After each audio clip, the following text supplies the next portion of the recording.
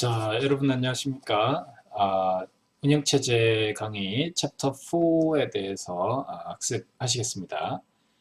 이번 시간에는 스레드에 대해서 살펴보도록 하겠습니다. 자, 스레드라는 개념의 도입 원인, 모티베이션부터 설명드리도록 하겠습니다. 최근에 대부분의 현대 애플리케이션들은 이제 멀티 스레드 방식으로 개발이 되고 있습니다. 하나의 애플리케이션 내에서 여러 개의 스레드들이 동작하는 형태가 바로 이제 멀티 스레드 방식이죠. 왜냐하면 최근에 애플리케이션들은 하나의 애플리케이션 안에서 여러 개의 타스크들이 이제 구현이 되고 있는 상황이죠. 예를 들면 디스플레이를 이제 계속적으로 업데이트를 하면서 인터넷에서 데이터를 가져오면서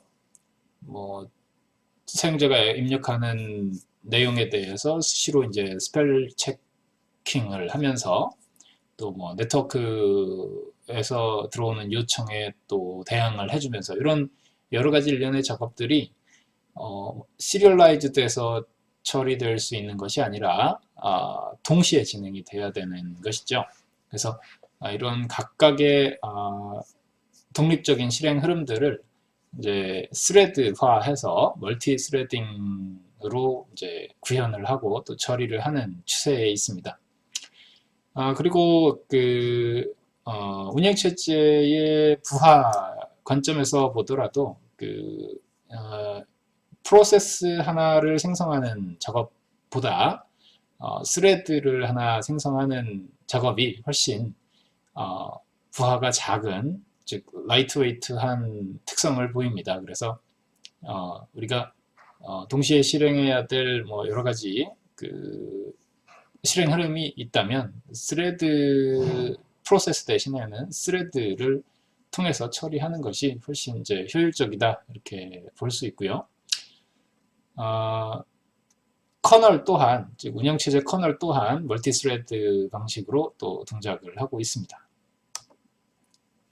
실제로 여러분들이 흔히 익숙하게 접할 수 있는 스레드, 멀티스레드 기법의 사례를 좀 설명을 드리면 서버 아키텍처가 바로 이 가장 쉽게 우리가 인지할 수 있는 멀티스레딩 방식의 애플리케이션이라고 할 수 있겠습니다.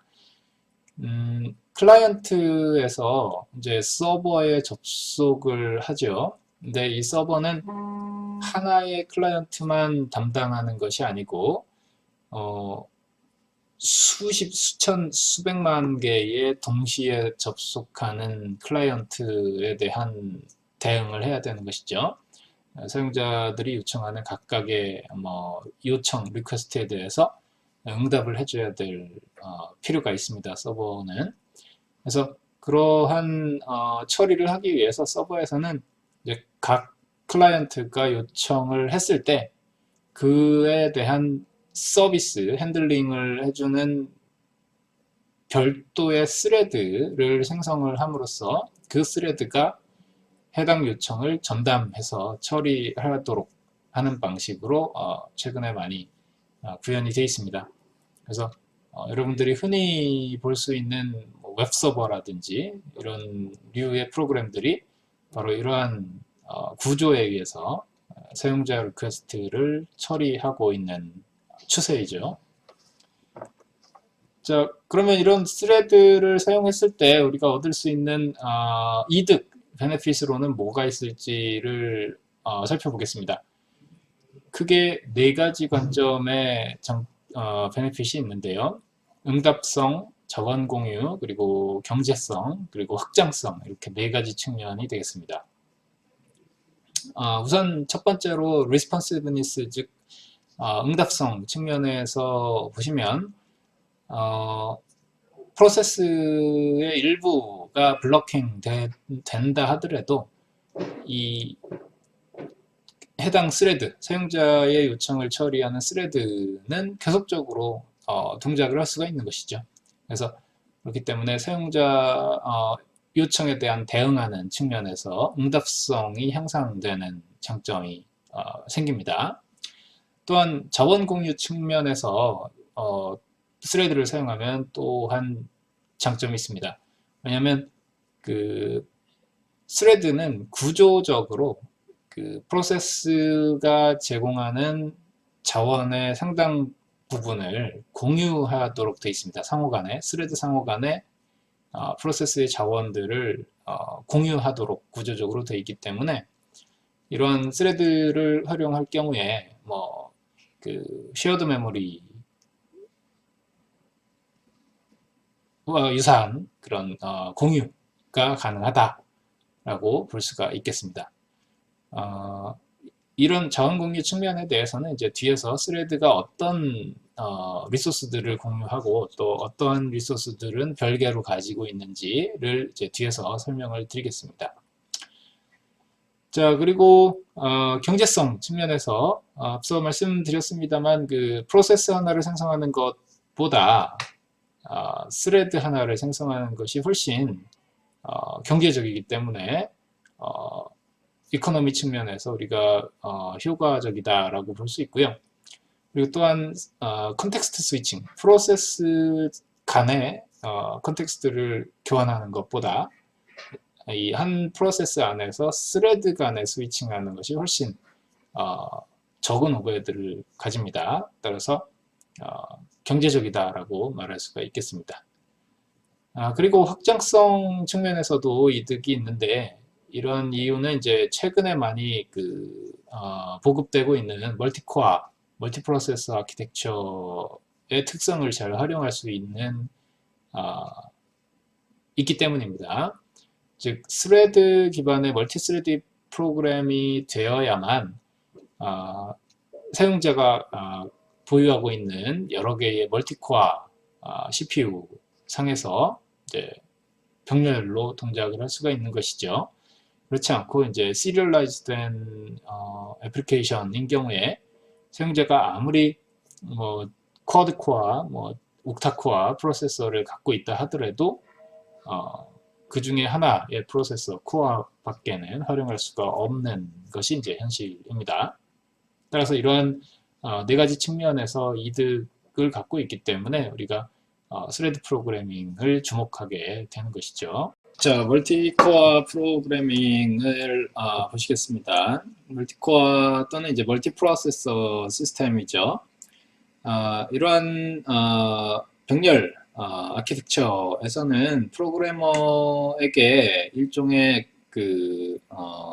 프레셔를 줍니다. 즉 프로그래머가 아무런 생각 없이 시리얼라이즈된 애플리케이션을 작성을 하게 되면 이 애플리케이션은 아무리 멀티코어 또는 멀티프로세서 환경에서 수행된다 할지라도 병렬로 수행할 수가 없는 것이죠.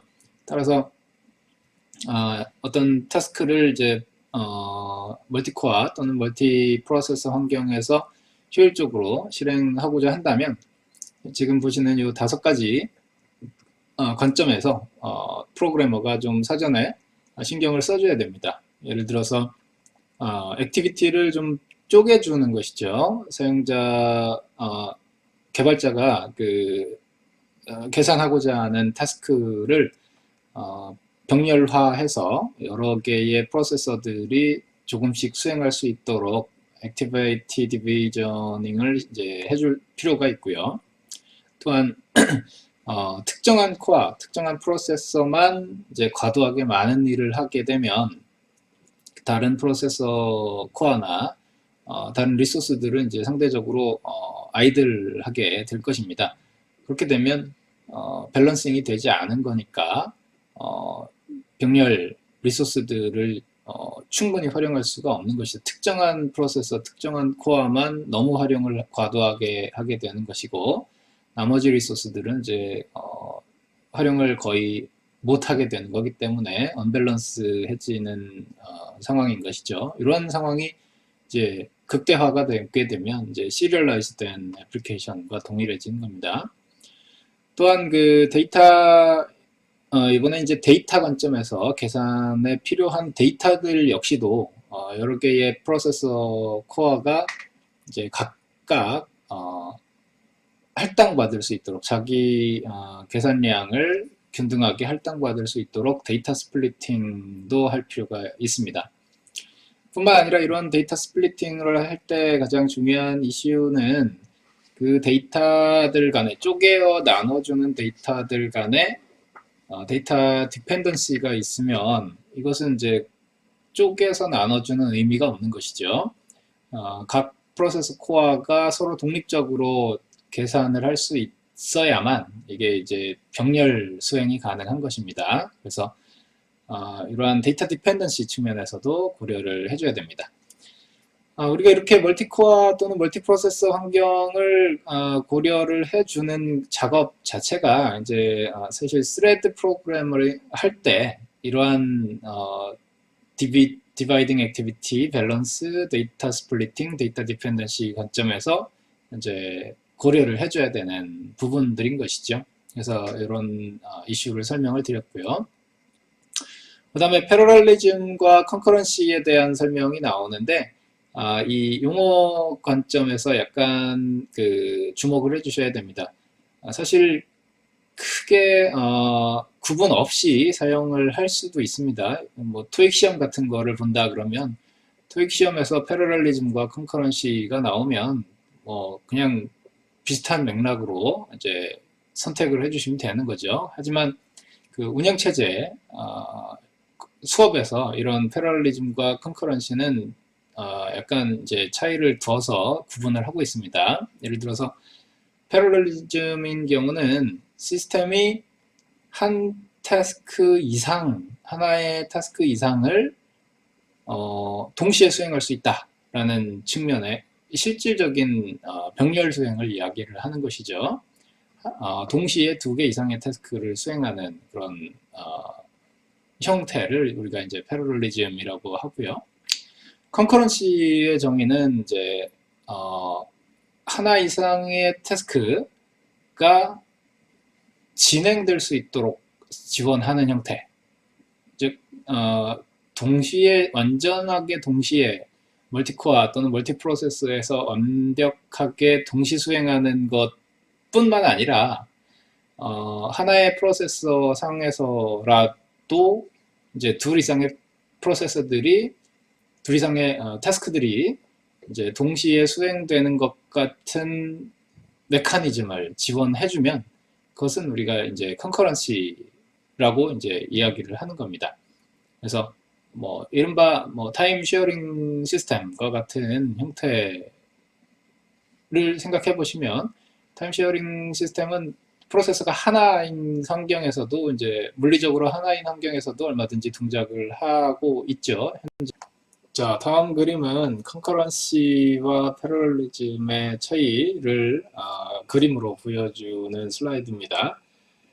첫 번째 상단에 있는 그림이 이제 컨커런트 엑스큐션을 싱글 코어 프로세서에서 수행한 화면이죠. 그리고 두 번째 그림은 하단에 있는 그림은 이제 멀티코어 시스템에서 패러럴리즘을 보여주는 화면입니다. 앞서 말씀드린 것처럼 그 싱글 코어에서 컨커런시를 보여주기 위해서는 이제 타임 기반의 타임 퀀텀 기반의 타임 쉐어링 기법이 적용이 되겠죠. 그래서 4개의 타스크들이 이제 짧은 타임 슬라이스에 각각 실행을 하는 방식이 되겠습니다. 한 번씩 돌아가면서 T1, T2, T3, T4 그리고 T1, T2, T3, T4 이런 식으로 이제 짧은 주기마다 계속적으로 반복을 하기 때문에 사용자들이 이제 동시에 여러 프로그램들이 이제 수행하고 있는 것처럼 이제 느낄 수가 있는 거죠.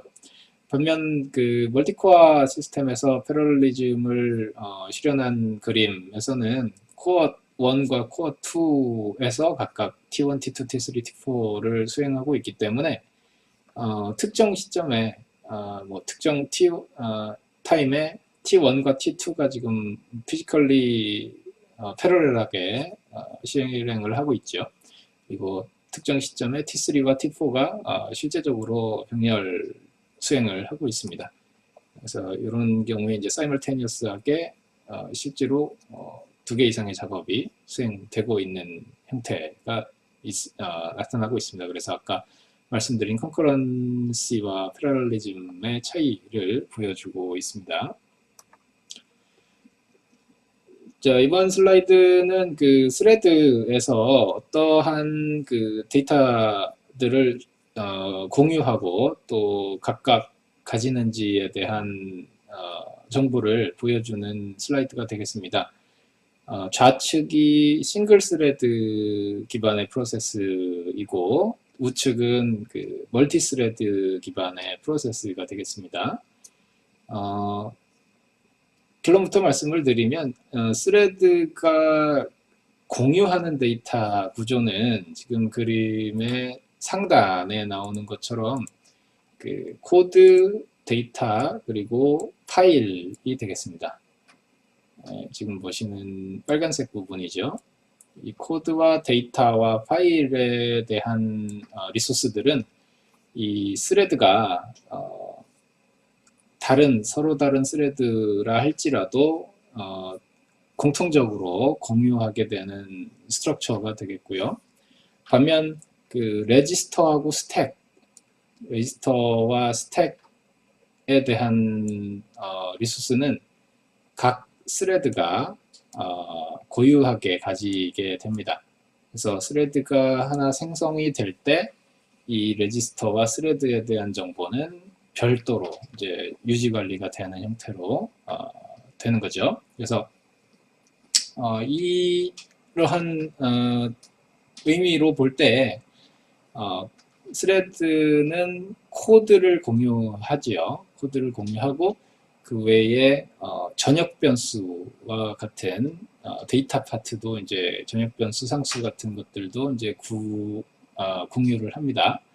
그리고 또한 스레드 안에 프로세스가 오픈하고 있는 파일 디스크립터라든지 아니면 소켓 디스크립터 같은 것들을 전부 이제 공유하는 형태로 동작을 하는 것이고 오직 그 레지스터, 이 스레드가 수행되면서 변경을 가하는 각종 레지스터, CPU 레지스터들에 대한 정보라든지 아니면 지역 변수에 대한 정보 그리고 함수 호출 상황 같은 것들은 이제 스택에 저장이 되니까 이 레지스터와 지역 변수 그리고 함수 호출과 같은 동작들은 각각 이제 스레드마다 고유하게 진행이 될 겁니다. 그래서 스레드 안에서 이제 공유가 되는 리소스와 개별적으로 가지는 멀티 스레드 상에서 개별적으로 가지게 되는 스트럭처들이 이렇게 차이가 있다라는 점을 좀 기억을 해주시고요. 그리고 그림에서 보시는 것처럼 우리가 스레드를 표현을 할 때 이렇게 이제 꼬불꼬불한 형태로 그 표시를 합니다. 이게 왜 스레드에 대한 표현이 될까요? 스레드가 원래 이제 그 프로그램의 실행 흐름이죠. 실행 흐름이기 때문에 이제 그 프로그램이 실행이 될 때 이제 뭐 if, else 같은 구문이 이제 있을 거지 않습니까? 근데 이제 if, else 구문을 이제 거쳐서 실행을 하다 보면 이제 특정 부분은 실행을 하게 될 것이고 조건이 참일 때 그리고 else 파트는 이제 이렇게 뛰어넘어서 실행을 하겠죠. 이런 내용이 이제 지속적으로 반복이 되다 보면 이렇게 이제 꼬불꼬불하게 수행이 되는 거죠. 그래서 프로그램이 실행되는 모양을 표시를 직관적으로 하다 보니까 이제 스레드의 표시가 이렇게 꼬불꼬불하게 실행의 흐름으로 우리가 표현을 하는 겁니다. 자, 그 다음에 나오는 게 이제 암달 슬로우라고 하는 아주 유명한 법칙이죠. 암달의 법칙이라고 우리가 이야기를 하기도 하고요. 이 암달의 법칙은 우리가 그 추가적인 프로세싱 코어를 배치를 했을 때 이 운영체제 수업에서 볼 때는 추가적인 프로세싱 코어를 더 이제 하드웨어 리소스를 더 추가를 했을 때 어떤 특정 애플리케이션에 대해서 얼마만큼의 성능 향상이 있을 것인가를 예측하는 목적으로 사용이 될 수가 있습니다. 근데 우리가 수행하고자 하는 애플리케이션이 하드웨어 리소스를 많이 추가를 한다고 해서 성능이 이제 직접적으로 그만큼 비례해서 향상할 수도 있고요. 그렇지 않고 아무리 하드웨어를 추가를 해도 전혀 성능 향상이 없을 수도 있습니다. 그런 이유는 이제 아까 스레드 개념을 말씀드릴 때 소개를 했던 것처럼 얼만큼 개발자가 이 병렬성을 염두에 두고 프로그램을 했는지에 따라서 차이가 있습니다. 그래서 애플리케이션에서 시리얼한 부분, 시리얼하게 수행되어지는 부분을 S라고 가정을 하고 또 프로세싱 코어의 개수를 N이라고 이제 가정을 할 때 우리가 하드웨어 리소스 증가로 인해서 얻을 수 있는 스피드업은 보통 이제 이렇게 구할 수가 있습니다. 어떤 뜻이냐면 이제 S는 시리얼한 부분이죠. 프로그램 애플리케이션 하나의 애플리케이션에서 시리얼하게 수행되는 부분이 S인 거고 1-S는 당연히 이제 병렬적으로 수행되는 부분이겠죠. S가 시리얼 포션이니까 1-S는 그 나머지 즉 패러렐한 포션이 되겠습니다. 근데 우리가 하드웨어 리소스 프로세싱 코어 같은 하드웨어 리소스를 추가적으로 배정을 해준다고 했을 때 성능이 향상될 수 있는 부분은 시리얼한 부분은 아니죠.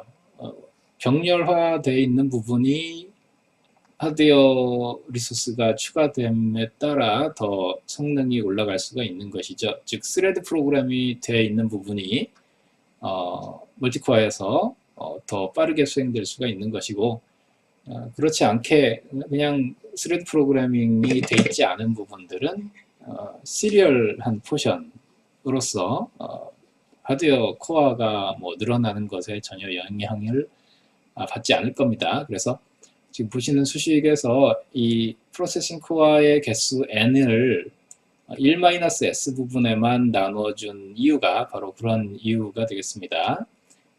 프로세싱 코어의 개수가 증가함에 따라서 n배만큼 속도가 더 빨라질 수 있게 해주기 위한 방법이 이렇게 이제 1-S 부분에만 이제 n으로 나눠주는 것이죠. 그래서 스피드업을 계산하는 거기 때문에 이거를 이제 역수를 취해서 1 나누기 요거 나누기 이제 요거 분의 1과 같은 형태로 이제 우리가 구하도록 했습니다.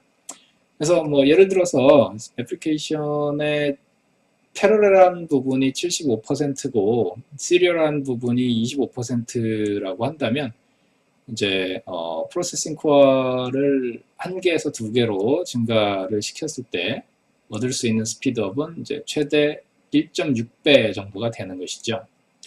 그래서 이러한 결과는 어떻게 우리가 활용할 수가 있냐면 하드웨어 리소스를 무한히 증가시킬 때 과연 최대 얼마까지 성능 향상이 될 수 있는가를 이제 한번 진단해 보고자 할 때 이런 암달의 법칙이 유용하게 쓰일 겁니다. 예를 들어서 지금 프로세싱 코어를 하나에서 2개로 늘렸을 때 최대 1.6배 정도까지의 성능 향상이 있을 수 있는 애플리케이션과 또 다른 애플리케이션은 이제 최대 1.8배까지 성능 향상을 이제 얻을 수 있는 애플리케이션이 있다면 어느 쪽에 하드웨어 리소스를 더 투입할 것인지 결정하는 데 활용할 수도 있고요.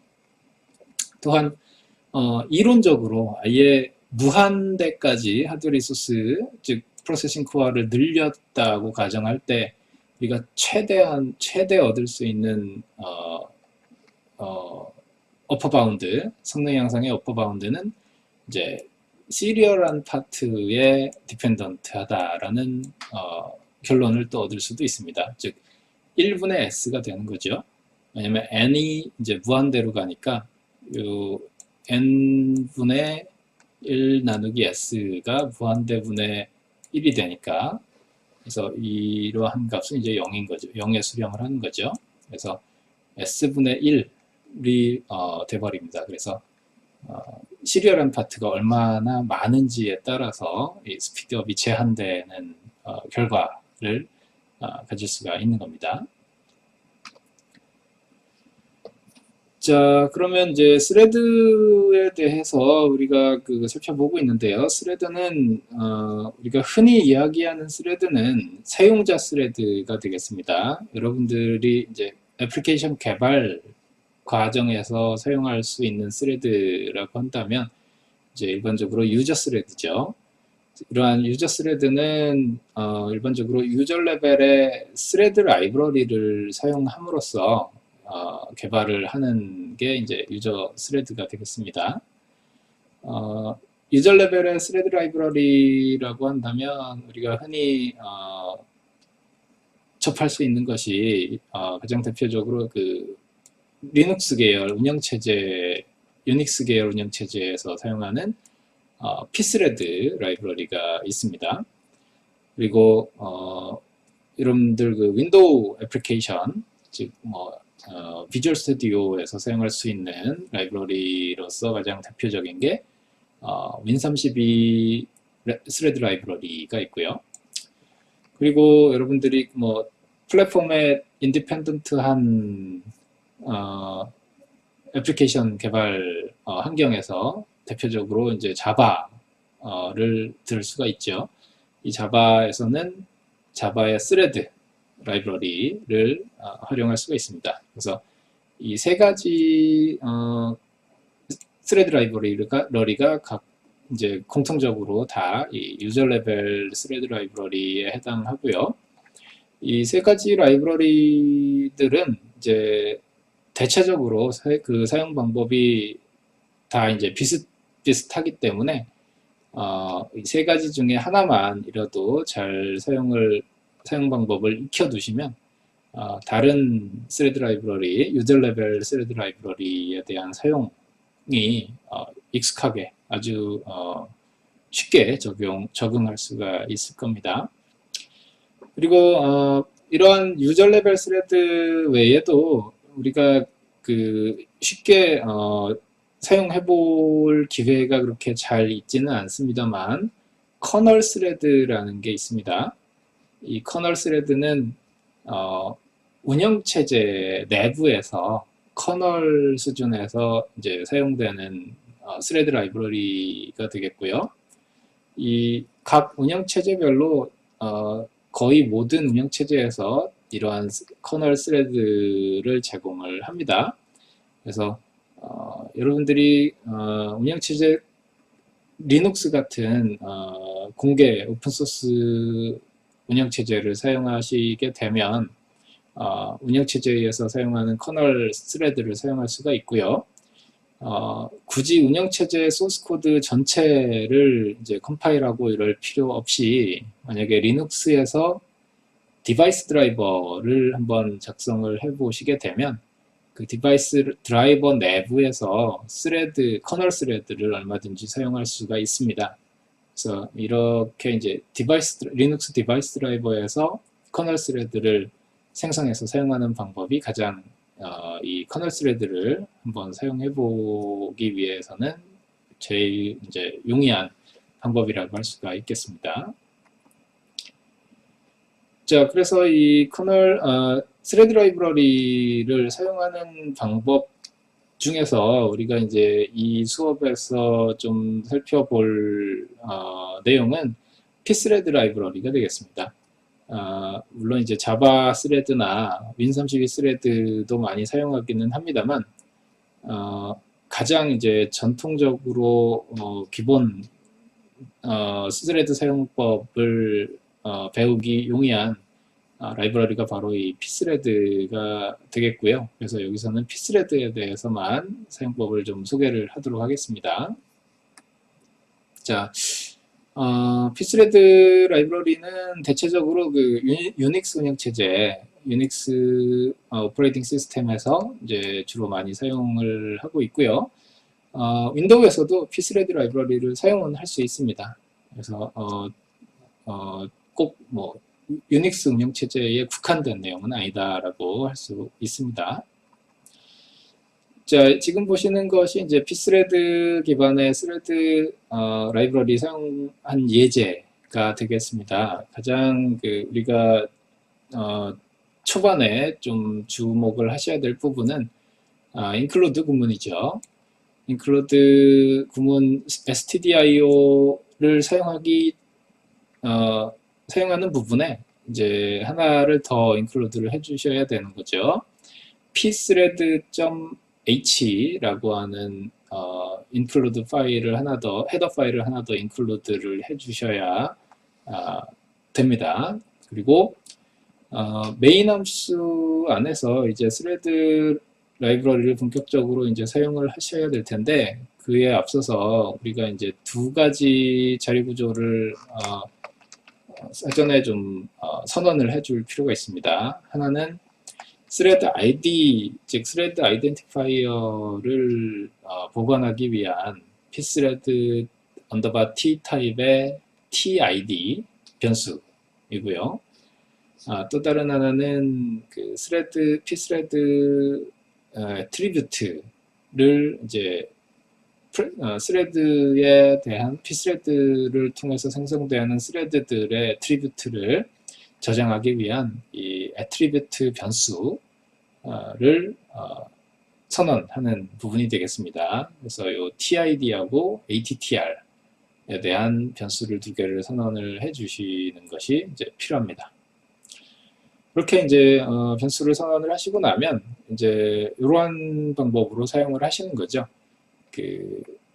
제일 초반에 이제 initialization하고 create 해줘야 될 부분이 이런 부분입니다. 즉 pthread attr이라고 하는 attribute 변수, 아까 선언하신 거를 이제 초기화 해주는 함수가 pthread attr init라는 함수가 있습니다. 그래서 여기다가 아까 생성한 attr 변수의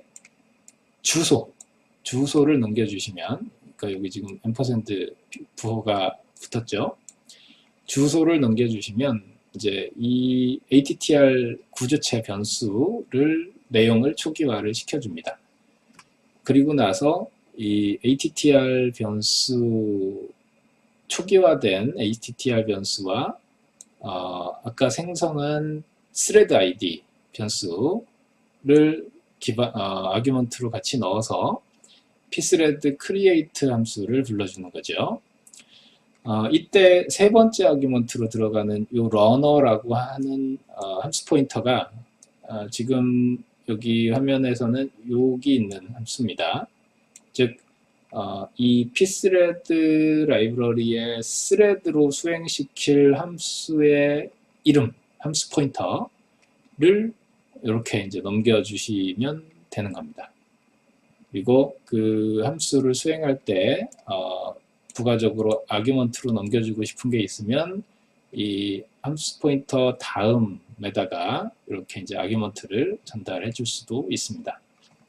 그래서 이런 식으로 pthread create를 하게 되면 이제 그때부터 이 runner라고 하는 스레드로 동작될 함수가 이제 실행이 되는 것이죠.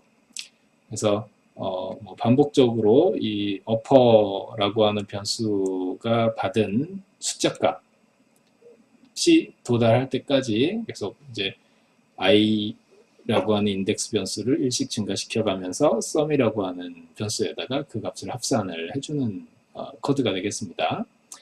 그리고 이 sum이라고 하는 변수는 여기 전역 변수로 아까 이쪽에서 선언이 되어 있는 변수이기 때문에 앞서 말씀드렸지만 그 스레드에서 공유하는 데이터 구조가 있고 스레드가 고유하게 갖는 데이터 구조가 있죠. 근데 스택과 레지스터를 스레드가 이제 고유하게 갖고 있고, 즉 지역 변수와 뭐 함수 호출, 레지스터에 대한 정보만 이제 스레드가 개별적으로 가지고, 전역 변수, 즉 데이터 세그먼트에 대해서는 리소스를 전부 공유를 하게 돼 있습니다. 그래서 이 sum 변수에다가 결과를 합산하는 것은 이 외부, 이 스레드가 아닌 부분, 여기까지만 스레드죠, 지금. 요 바깥 부분에서 이 sum을 찍는 행위에 의해서 스레드가 계산한 값을 이쪽에서 찍어줄 수가 있는 겁니다. 그래서 이 sum 변수를 같이 공유함으로써 이렇게 데이터를 공유할 수 있다는 장점이 생긴 것이죠. 그리고 이 pthread create를 하고 나서 여기 pthread join이라고 하는 명령어가 하나 있는데요. 이 pthread join이라고 하는 명령어의 뜻은 뭐냐면 우리가 thread create를 하고 나서 이 join 함수를 수행하지 않고 바로 이 printf로 sum 변수를 화면에 찍어주게 되면 이 결과값이 완전히 이 러너라고 하는 스레드에서 실행을 완전히 종료하지 않고 초창기에 이 sum 변수 값이 화면에 찍힐 우려가 있습니다. 왜냐하면 수행 흐름이 이렇게 되는 거죠. 지금 메인 함수가 이렇게 수행이 메인 스레드죠. 메인 함수의 메인 스레드가 실행이 되고 있고, 여기 요 순간에 이제 pthread create를 했으니까 이때 이제 pthread라는 스레드가 생성이 돼서 실행이 되기 시작한 거죠. 스레드. 근데 메인 함수에서 메인 스레드에서 pthread 수행하고 나서 바로 이 시점에 pthread 조인을 하지 않고 바로 printf를 찍게 되면 이 pthread가 원래 여기까지 와서 실행 sum이라고 하는 변수에 이제 결과가 다 저장이 돼서 exit가 될 텐데요. 근데 이 시점이 아닌 이 시점에 이 pthread sum이라고 하는 변수 값을 프린트를 하게 되면 여기서 찍은 값은 완전한 이 sum의 결과값이 아닌 거죠. 이때 찍어야 되는 값인 거죠. 그래서 이 sum이라고 하는 변수 값이 완전히 형성되기 전에 미완의 결과물이 화면에 찍힐 우려가 있다는 얘기입니다. 그래서 이 pthread join이라고 하는 함수를 호출하면서 이 tid를 아규먼트로 넣어주게 되면 요 시점에 이제 메인 스레드가 계속 대기하게 되는 효과가 나타납니다. 그래서 임의로 다음 함수, 다음 요 printf문으로 진행해서 계산이 다 끝나지도 않은 sum 변수 값을 찍는 거 대신에 이 별표 순간에 계속 이제 대기를 하게 되는 것이죠. 메인 함수는. 그래서 pthread 수행이 끝나고 이 pthread exit가 호출되는 순간 이 pthread join이라고 하는 함수에 다시 이제 리턴이 됨으로써 이제 블록되어 있던 게 다시 이제 resume 되면서 이 printf로 sum 값을 찍고 종료할 수 있도록 실행이 재개되는 효과가 있습니다. 그래서 이 pthread join이라고 하는 이 함수의 사용법을 여러분들이 꼭 좀 주의 깊게 살펴봐 주시기를 바라겠습니다.